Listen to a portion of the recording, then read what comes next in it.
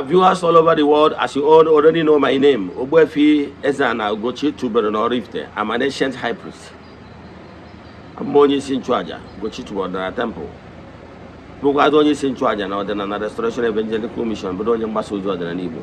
So you can call me a priest or an evangelist. I will answer. My mission is to help people live better life. No, but no gawan case you kiss your guide where you Consciencism.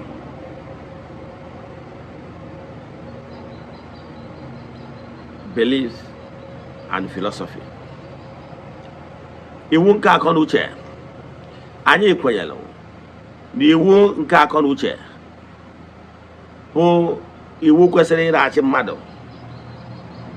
na ihe niile mmadụ ga-abụ si n'ezi echiche wee napụta na ọ bụ ihe ziri ezi ka mmadụ activate ya akọ na uche were akọ na uche wee na-eme ihe were akọ na uche wee na-ebi ndụ n'ọbụ ya bụ ihe ga-abụ na mmadụ adịgo awakened.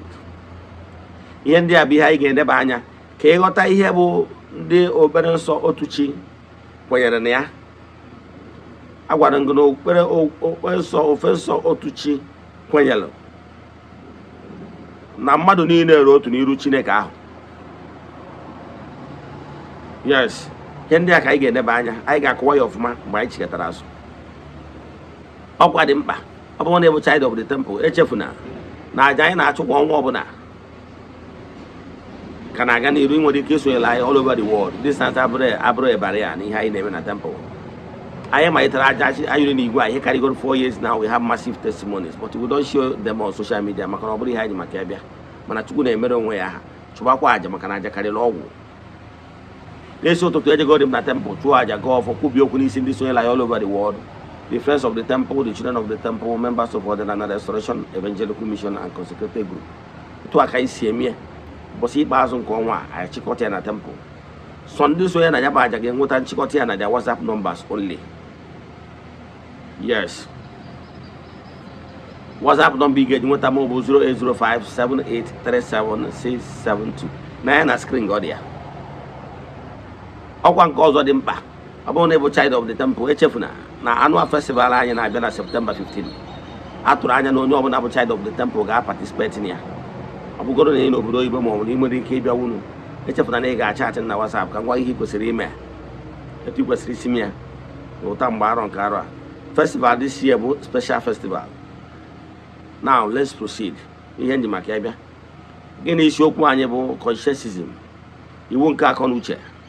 Ana m achọ ka m kọwalụ gị na ofe nsọ otu chi bụ ofe nsọ ụka ọdịnala kọwalụ na Chukwu enweghị mbido nke ọ na-enwe njedebe. O ji aka edere n'onwe ya na mmadụ ọbụla na mkpụrụ ọbụla onye kụrụ ka ọ ya aghọlụ. Anyị kwenyere na iwu nke akonuche na onye ọbụla mkpụrụ ọbụla onye kụrụ na ndụ a na ọ ga-aghọtarịrị ya. Yes, anyị kwenyere na Chukwu enwere arụ. Chukwu bụ ihe niile na ihe niile dị n'ime ya, mana adịka onye ọdịnala na anyị kwenyere na mmadụ activate ndụ nke ime mmụọ ya.